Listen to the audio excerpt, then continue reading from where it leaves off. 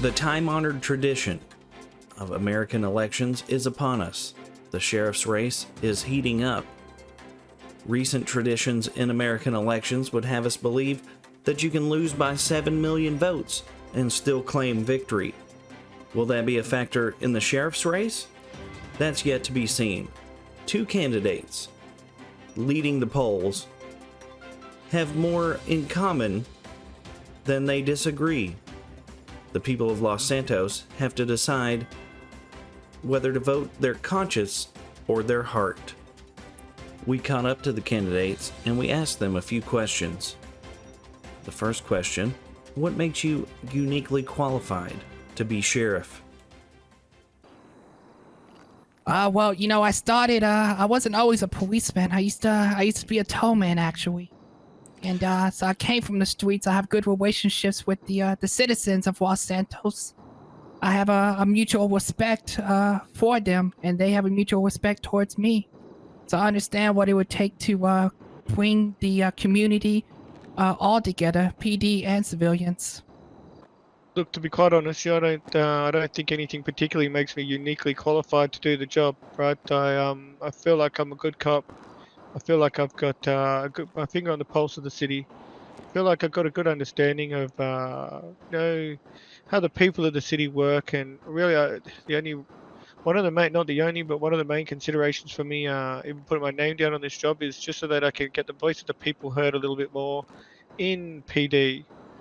They're always welcome, to put their voice in, but I feel like if I was able to step up in my responsibilities, I could convey their voice a little bit stronger. That's probably the main reason why I put my name in the ring here. Recent protests calling for reform allege police overreach. Are you willing to make changes to the standard operating procedure? Look, obviously I can't respond directly to the information in the standard operating procedure. That's an in-house document that, is it's not confidential, but it's not wise for us to be sharing every single little thing that we do. Otherwise, you know how it is. If we share all the little things, people will find a way to exploit it. But I definitely don't think people should be arrested falsely. I respect their right to protest, and I definitely would encourage people, if they feel like they've been done wrongly, to seek legal representation. We got some fantastic lawyers in this city. Many of them I consider exceptional people above just being lawyers themselves. So yeah, my response would be to know your civic rights. Go see a lawyer. Make sure you understand exactly what's going on. And get that representation. That would be my recommendation. As far as changing what we do, look, it's day to day. It's context by context. A lot of the situations. But we'll definitely work on training, making people more aware of what they should and shouldn't be doing as far as their roles in PD. Training is always an ongoing thing of importance. So, as far as changes, if elected sheriff, I'm gonna look at I'm gonna look down the roster and look at the people that are in leadership positions and see if they're fit to be leaders. And then I'm gonna look around and see people that aren't in leadership positions and maybe promote them up to be good leaders and stuff like that. It all starts with leadership. Change starts with leadership.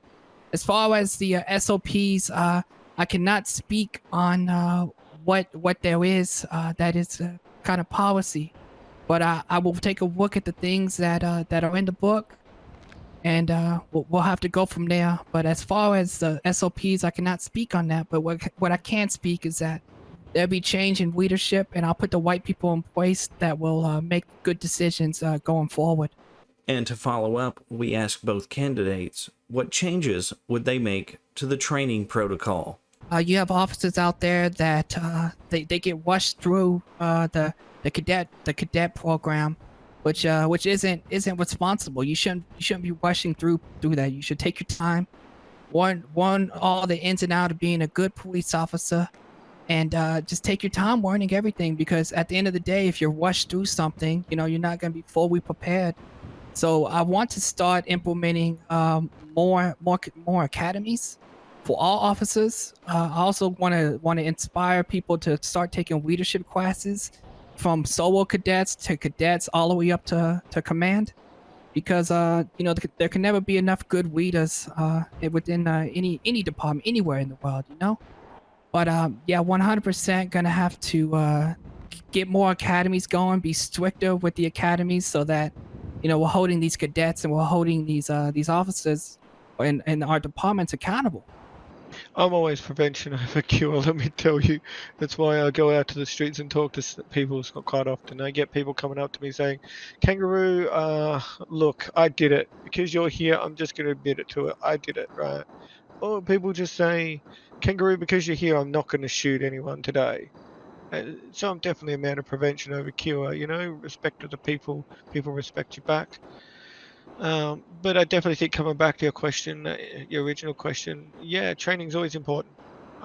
We're definitely making changes to the whole process as it is.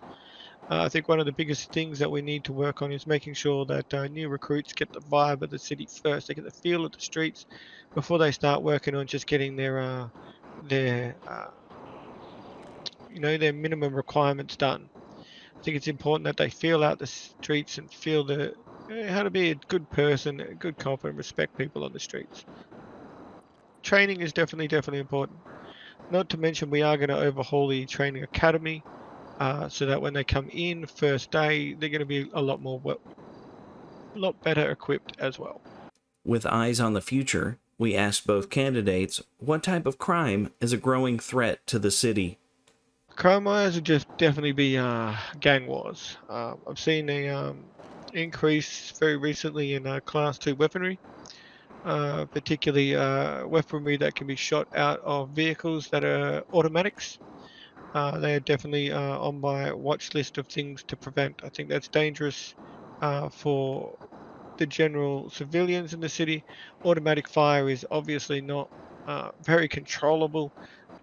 We've definitely got some issues with people using automatic weapons out of cars. It's dangerous, and we need to try to put a stop to that. The growing threat right now is the hostility and the anger between the police department and the citizens. There's a lot of distrust and a lot of anger towards each other, and we have to find a common ground to come together, because at the end of the day, the police department is here to serve and protect its citizens, from danger, like you said.